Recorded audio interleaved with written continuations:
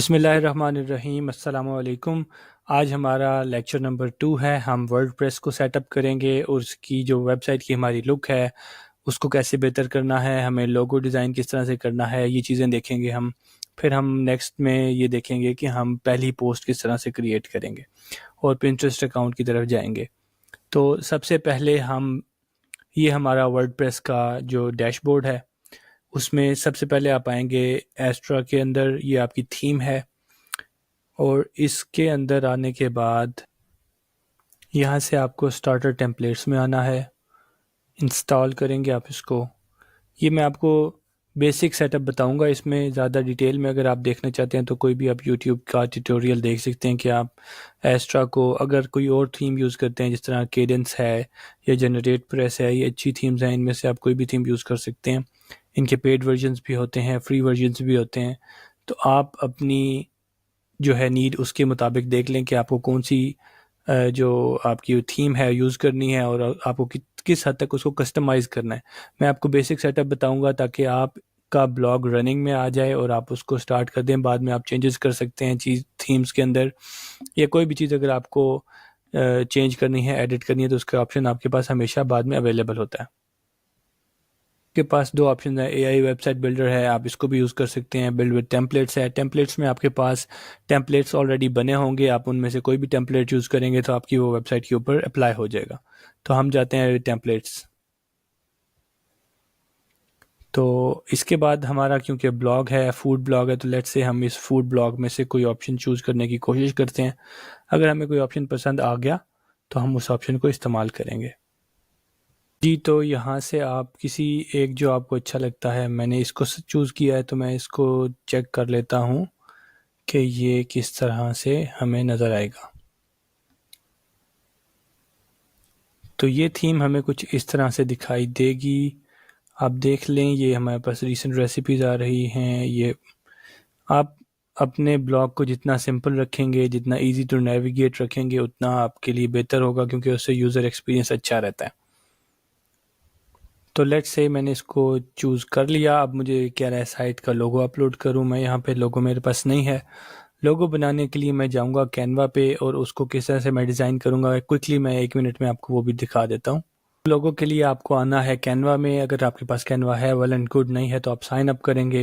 इसका free version भी है, पेड वर्जन भी है। एक जो अच्छी चीज़ है कि अगर आप स्टूडेंट हैं या टीचर हैं तो आपको ये अपने जो इनका प्रो वर्जन है उसकी एक्सेस देते हैं, यानी जो प्रो फीचर्स हैं आपके लिए फ्री ऑफ कॉस्ट होते हैं। तो आपको सिंपली अपना कार्ड चाहिए, उसका आप सेटअप आप कोई भी यूट्यूब वीडियो ट्यूटोरियल देख के कर सकते हैं। मैं जाऊंगा इसमें क्रिएट अ न्यू डिज़ाइन, इसके ऊपर मैं लोगो सर्च करता हूँ और लेट से मैं इसके लोगो में जाता हूँ। अब मुझे मेरी जो वेबसाइट का नाम है सेवरिंग द फ्लेवर्स, तो मुझे उस हिसाब से कोई लोगो चूज़ करना है। लेट्स से मैं कुछ टेम्पलेट्स देख लेता हूँ, अगर मुझे इसमें से कुछ मिला तो मैं उस टेम्पलेट को यूज़ कर लूँगा। इनमें से ये अब सिंपली मैं एक जल्दी से कोई गाइड बताऊँगा आपको। लोगो डिज़ाइनिंग एक इटसेल्फ एक स्किल है, ये आप अगर किसी से सीखें या ख़ुद सीख लें, किसी से बनवाएं, ये डिपेंड करता है। लेकिन क्योंकि आपको ब्लॉग रन करना है और मैं आपको सिखाना चाह रहा हूँ कि आप पिंटरेस्ट से किस तरह से अर्निंग करेंगे, तो ये सब चीज़ें सेकेंडरी होंगी, तो हम अपनी प्राइमरी चीज़ की तरफ जाएंगे। मैं जल्दी से लोगो डिज़ाइन करूँगा आपको ताकि आइडिया हो जाए। तो ये मैंने एक डिज़ाइन शॉर्टलिस्ट किया। मैं सिंपली क्या करूँगा, जो चीज़ें मुझे नहीं चाहिए उनको डिलीट करूँगा, टेक्स्ट को चेंज करके, और कोशिश करूँगा कि अपने लिए एक रेडी टू यूज़ लोगो बना लूँ। अब ये टेम्पलेट्स कैनवा में अवेलेबल होते हैं, आप इनको किसी भी तरह से इस्तेमाल कर सकते हैं। लेकिन अच्छी बात ये होगी कि आप लोगो डिज़ाइन ख़ुद करें, स्क्रैच से डिज़ाइन करें। हम इसको यहाँ से डाउनलोड कर लेंगे, ट्रांसपेरेंट बैकग्राउंड से डाउनलोड कीजिएगा ताकि ये आपका वेबसाइट में अच्छी तरह यूज़ हो सके। तो लोगो आपका रेडी है, आप यहाँ पे आके अपलोड फाइल करेंगे, सेलेक्ट फाइल करेंगे। ये लोगो आ चुका है आपका। आप इसको सेवरिंग द फ्लेवर्स का लोगो है, इसे आप सेलेक्ट कर लें और यहाँ से आप इसको करेंगे कंटिन्यू। ये कुछ फीचर्स हैं, इनमें से आपको कोई फ़ीचर की ज़रूरत नहीं है, आप सिंपली कंटिन्यू कर दें इनको। और ये आपसे कुछ डिटेल्स मांगेगा, आप डिटेल्स दे दें अपनी से। सबमिट किया मैंने और अब ये बिल्डिंग कर रहा है वेबसाइट की। ये वेबसाइट रेडी हो चुकी है, इसको हम विज़िट करेंगे। लेट्स सी क्या क्या हमें नज़र आता है इस वेबसाइट पे।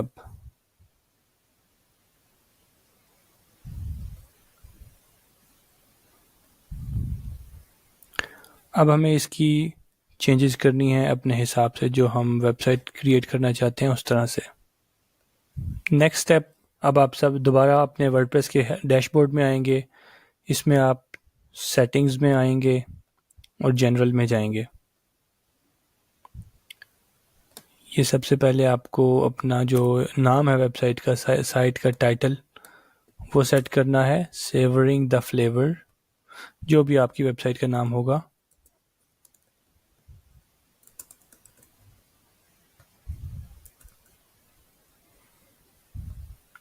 उसके बाद जो सबसे इम्पोर्टेंट स्टेप है, इस परमालिंक्स में आप आएंगे और इसमें आपको मेक श्योर करना है कि आपका ये जो परमालिंक स्ट्रक्चर है वो पोस्ट नेम ये सिलेक्टेड हो। अगर इसके अलावा कोई और सिलेक्टेड है तो आपने उसको चेंज करके पोस्ट नेम के ऊपर लेकर आना है। ये जनरल सेटिंग्स को आप सेव करेंगे और सिमिलरली आपने परमालिंक्स को भी सेव करना है, जो सेटिंग मैंने आपको समझाई। वैसे तो अब आपकी वेबसाइट रेडी है, लेकिन अब क्योंकि आपने इसको अपने हिसाब से एडिट करना है तो यहाँ से हम विजिट साइट पे जाएंगे। ये आप देख सकते हैं अभी आपकी वेबसाइट कुछ इस तरह से दिख रही है। ऑब्वियसली ये चीज़ें आपने चेंज करनी है, ये पिक्चर्स वगैरह, ये जो डाटा लिखा हुआ है, ये सब चीज़ें आप चेंज करेंगे। उसका मैं आपको एक तरीका बता देता हूँ ताकि आपको आइडिया। यहाँ एडिट पेज का ऑप्शन आ रहा है, आप उस पर जाएंगे और ये आपको एक एडिटर पे ले आएगा।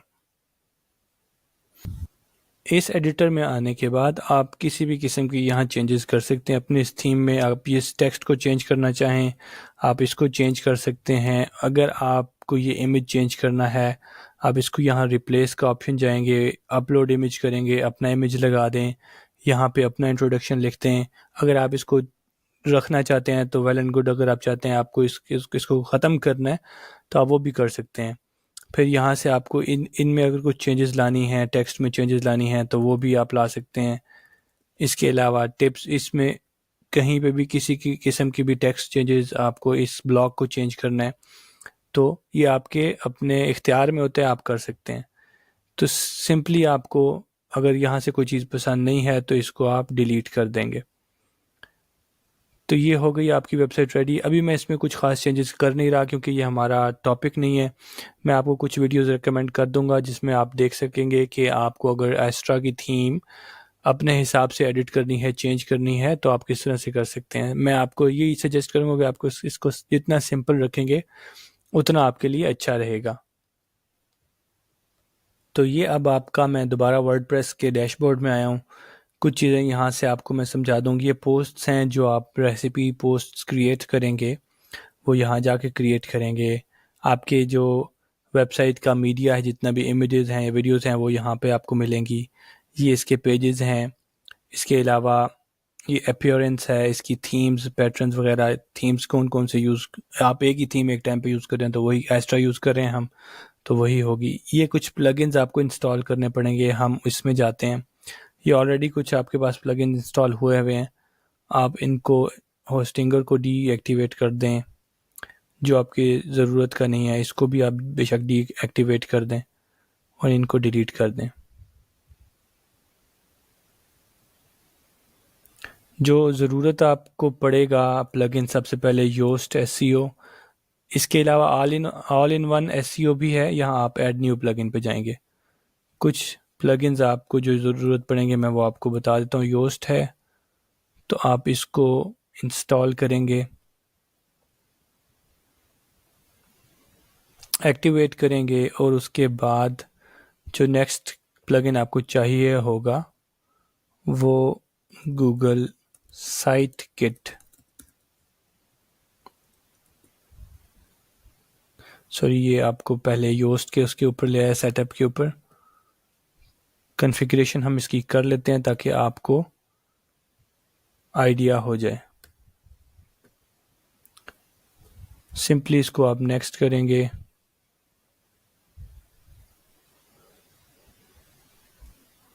यहाँ आपका लोगो ऑलरेडी प्लेस्ड है, वेबसाइट का नेम ऑलरेडी है। सेव एंड कंटिन्यू करेंगे। इसमें आप सोशल प्रोफाइल्स, मैं रिकमेंड करूँगा कि आप फेसबुक प्रोफाइल भी बनाएं अपनी वेबसाइट के लिए, इसके अलावा ट्विटर पे भी, इसके अलावा इंस्टाग्राम पे भी, और सबसे इम्पोर्टेंट जो आपकी है वो पिंटरेस्ट की होगी प्रोफाइल। वो हम आगे चल के, यही हमारा कोर्स है मेन, पिंटरेस्ट से हम ट्रैफिक लाने के लिए इस कोर्स को क्रिएट कर रहे हैं, तो हम उसको ज़्यादा फोकस करेंगे। सेव एंड कंटिन्यू करेंगे और इसके बाद फिर से सेव एंड कंटिन्यू और फिनिश कॉन्फ़िगरेशन। नेक्स्ट प्लगइन जिसकी ज़रूरत आपको पड़ेगी वो मैंने आपको बताया, साइट किट।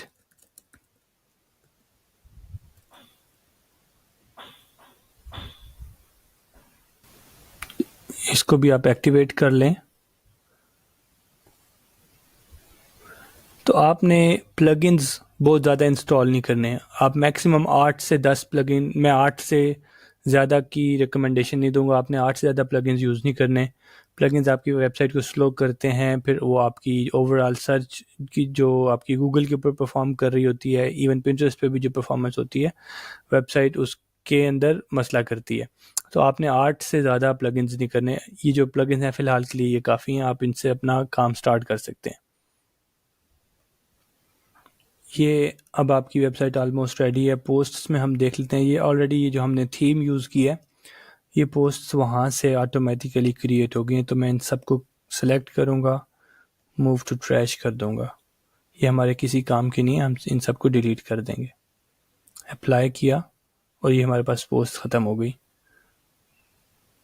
अब जो सबसे इम्पोर्टेंट 2 सेटअप आपको करने हैं, वो सबसे पहले है गूगल एनालिटिक्स 4 का और गूगल सर्च कंसोल का। ये आपको हेल्प करेगा, गूगल एनालिटिक्स आपको ये हेल्प करेगा कि आपके जो वेबसाइट है उसके ऊपर यूज़र्स कब आए, कितने आए, कहाँ से आए, किस पेज पे आए, किस कंट्री से आए, वो सारी डिटेल्स आपको उसमें आएंगी। और गूगल सर्च कंसोल भी सेम काम करेगा, लेकिन उसमें आप अपनी वेबसाइट को इंडेक्स भी कर सकते हैं गूगल के अंदर। अपने जो नए पेजेस आएंगे, जो आप क्रिएट करेंगे, नए पोस्ट क्रिएट करेंगे, उनको भी आप वेबसाइट के पेजेस को उसमें इंडेक्स कर सकते हैं गूगल में। तो हम चलते हैं गूगल में और यहाँ मैंने गूगल एनालिटिक्स 4 लिखा। यहाँ से गूगल एनालिटिक्स में मैं आऊँगा। ये साइन इन का ऑप्शन मांग रहा है, मैं अपनी ईमेल से ही साइन इन करता हूँ इसको। बाद ये विंडो ओपन हुई मेरे पास, मैं यहाँ पे जाऊँगा, स्टार्ट मेजरिंग पे क्लिक करूँगा। अकाउंट नेम सेट कर दिया मैंने।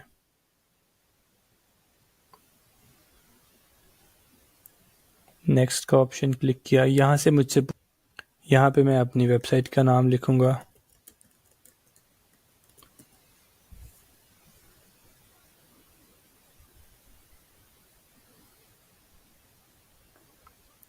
ये आपसे पूछ रहा है कि आपकी कैटेगरी क्या है। फूड का कोई ऑप्शन नहीं आ रहा है, food and drink. Next, traffic, create, accept.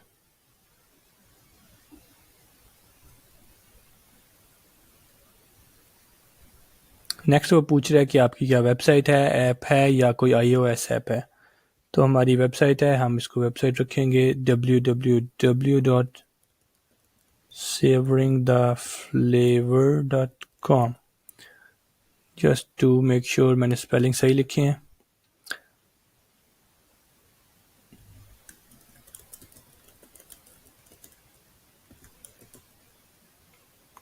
Create and continue.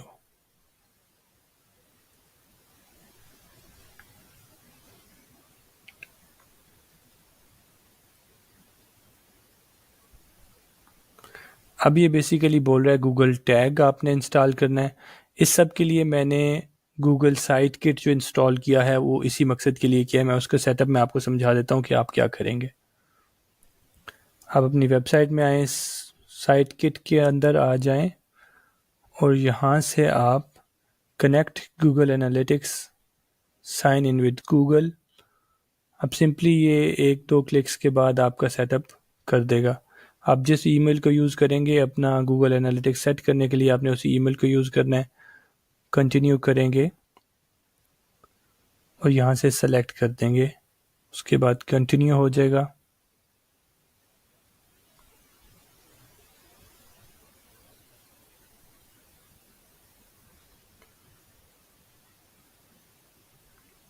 Verify पे क्लिक किया, अलाउ पे क्लिक किया। ये सेटअप सर्च कंसोल, अभी हमने इसका सेटअप करना है, तो हम सेटअप पे जाएंगे।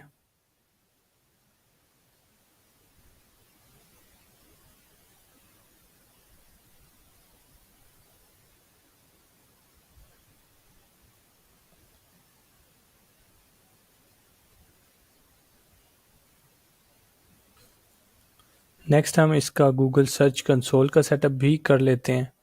Sign in to Google Search Console, select a property. अब हमारे पास, हमने क्योंकि वही ईमेल यूज़ कर रहे हैं एनालिटिक्स के लिए भी, सर्च कंसोल के लिए भी, तो हमारे पास ये प्रॉपर्टी ऑलरेडी यहाँ पे प्रेजेंट है। इसको क्लिक करेंगे।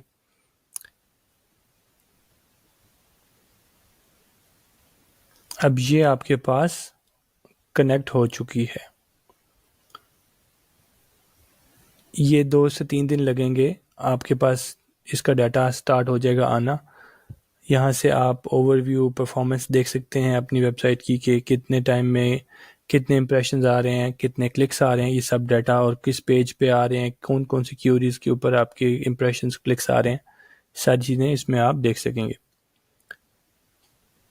अब मैं आपको एक दफ़ा थोड़ा सा ओवरव्यू दे दूँ ताकि बात कम्प्लेक्स ना हो जाए ज़्यादा। हमने सिंपली 2 काम किए हैं इस वक्त, कि सबसे पहले हमने गूगल एनालिटिक्स सेटअप किया। ये आपको आपकी वेबसाइट की मेजरमेंट्स देगा, जो विजिटर्स आ रहे हैं, डाटा उनका, हर किस्म का डाटा, किस डिवाइस पे आए, किस डिवाइस को यूज़ करके वो आपकी वेबसाइट विजिट कर रहे हैं, कौन सी कंट्री से आ रहे हैं, उनकी एज ग्रुप क्या है, मेल हैं, फीमेल हैं, कौन कौन से पेजेस पे आ रहे हैं। गूगल एनालिटिक्स या सब कुछ आपको बताएगा।